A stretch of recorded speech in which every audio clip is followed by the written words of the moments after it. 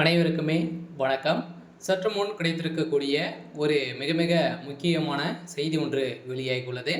சற்று முன் துணை ராணுவம் குவிப்பு, ஸ்டாலினுக்கு என்ன ஆச்சு, கதரும் அறிவாலயம், இது மாதிரி பார்த்தீங்கன்னா செய்திகள் வெளியாயிருக்கு. இன்று காலையிலேருந்தே தமிழகத்தில் சென்னையில் பார்த்தீங்கன்னா பெரும் பரபரப்பை ஏற்படுத்தியிருக்கு.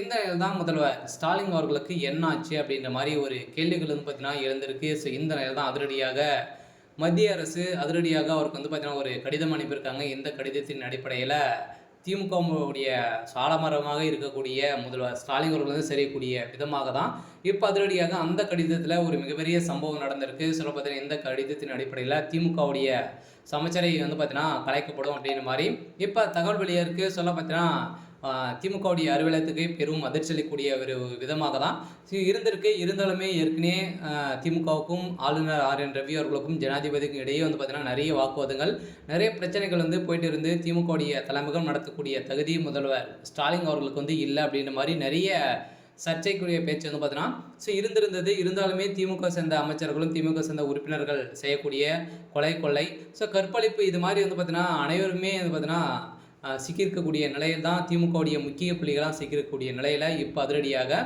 எந்த ஒரு நடவடிக்கையும் எடுக்காத திமுகவுடைய அரசுக்கு தான் பார்த்தீங்கன்னா இந்த நிலை வந்திருக்கு. இந்த நிலை தான் இன்னும் 24 மணி நேரத்தில் திமுகவுடைய சமச்சரை பார்த்தீங்கன்னா கலைப்பு ஏற்பட்டது அப்படின்னா திமுகவுடைய ஆட்சியை கலைக்கப்பட போகிறோம் அப்படின்ற மாதிரி இப்போ அதிரடியாக மத்திய அரசு ஒரு ரிப்போர்ட் கொடுத்துருக்காங்க. தமிழகத்துக்கு ஒரு கேள்விக்குறியாகவே மாறி இருக்கு.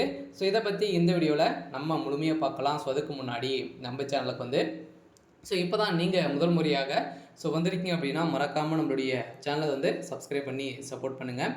வாங்க வீடியோக்குள்ளே போகலாம்.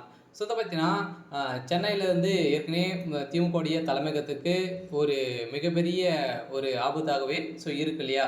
திமுகவுடைய தலைமையகத்தில் உதயநிதியுடைய வாய்க்குழப்பால் திமுகவுடைய அமைச்சரையும் பார்த்தீங்கன்னா வந்ததுலேருந்தே திமுக ஆட்சிக்கு வந்ததுலேருந்தே ஒரு மிகப்பெரிய பிரச்சனையாகவே இருந்திருக்கு. இந்த பாலியல் தொந்தரவின் அடிப்படையிலும் அதே மாதிரி டாஸ்மாக் கூடிய நிறுவனத்தில் நடந்த ரைடின் அடிப்படையிலும் இதில் பார்த்தீங்கன்னா உதயநிதியுடைய நண்பர்களும் உதயநிதியான சேர்ந்து தான் பார்த்தீங்கன்னா கூட்டு களவாணிகள் தான் இதில் ஈடுபட்டு கொள்ளடித்திருக்காங்க அப்படின்ற மாதிரி இப்போ நிரூபணமாயிருக்கு.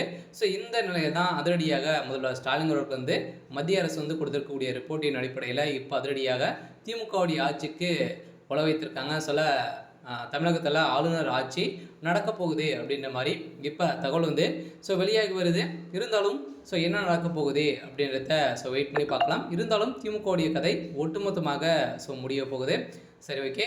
இன்னைக்கான அப்டேட் பார்த்தீங்கன்னா இதுதான். மறக்காமல் நம்மளுடைய சேனலை சப்ஸ்கிரைப் பண்ணி சப்போர்ட் பண்ணுங்கள். தேங்க்யூ.